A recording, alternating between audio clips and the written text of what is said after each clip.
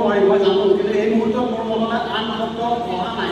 মই সেইকাৰণে একনিষ্ঠ গৱেষক শব্দই তেখেতক আদৰিব বিচাৰিছোঁ।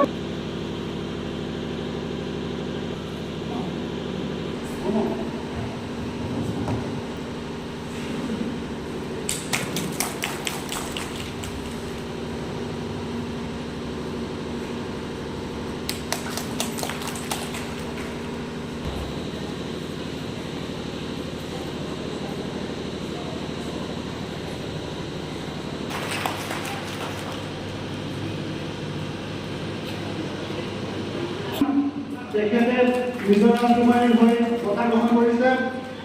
নিজৰ ৰাজকুমাৰী নাটকখন আছিলে আইৰিছ ইণ্ডিগো।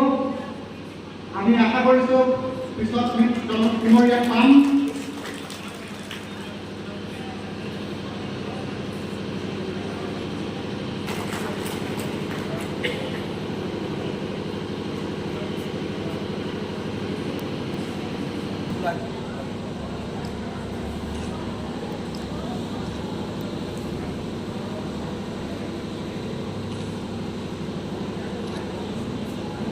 আমি বালিগাঁও সন্মিলনী নাট্য মন্দিৰে প্ৰথমবাৰৰ কাৰণে সদৌ অসম ভিত্তিক পূৰ্ণাংগ নাটৰ পাণ্ডুলিপি প্ৰতিযোগিতা আয়োজন কৰিলোঁ।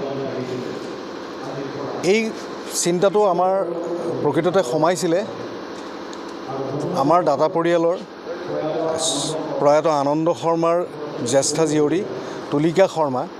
তেওঁ মোৰ বাল্যবন্ধু। তেওঁৰ লগত মই কথা পাতোঁতে এই কথাটো ওলাইছিলে আৰু তেওঁ ক'লে যে এনেকুৱা এটা কাম মই কৰিব খুজিছোঁ, কেনেকৈ আগবাঢ়ি পাৰি।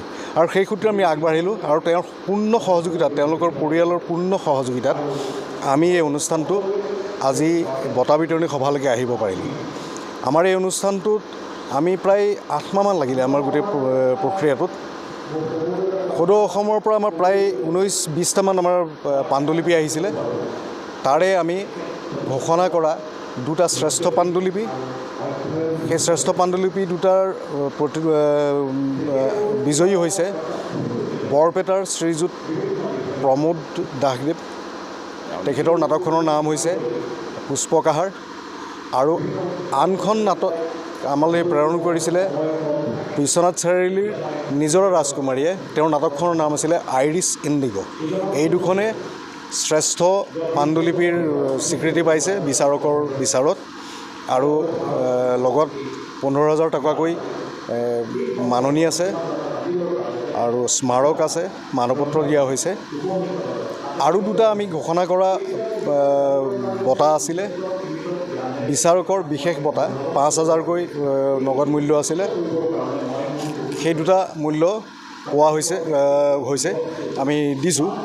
সেই 2টা বঁটা আজি ইয়াত আমি প্ৰদান কৰিলোঁ।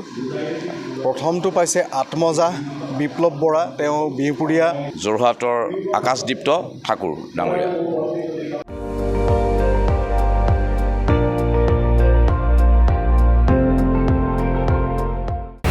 আপুনি চাই আছে ND24, সৰ্বশ্ৰেষ্ঠ নহয় সৰ্বোত্তমৰ দৌৰত।